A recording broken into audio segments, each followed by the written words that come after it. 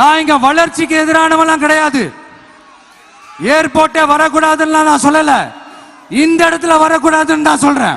இதை நான் சொல்லலன்னு வைங்களேன், இவன் வளர்ச்சிக்கு எதிரானவன் அப்படி இப்படின்னு சொல்லி ஒரு கதையை கட்டி ஆரம்பிச்சிருவாங்க. சரி, நமக்கு அதை பத்தி எல்லாம் கவலை இல்லைன்னு வைங்க.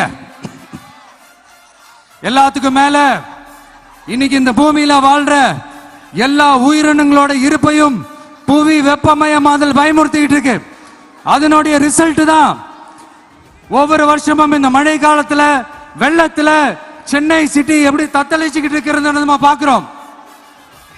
இப்ப ரீசன்ட் டைம்ல எடுத்த ஒரு அறிவியல் ஆய்வுல இப்படி ஒவ்வொரு வருஷம் சென்னையில வர ஃப்ளட்டுக்கு காரணமே இங்க இந்த சுற்றுவட்டார பகுதியில் இருக்கிற சதுப்பு நிலங்களை நீர்நிலைகளை அழிச்சது தான் சொல்லுது.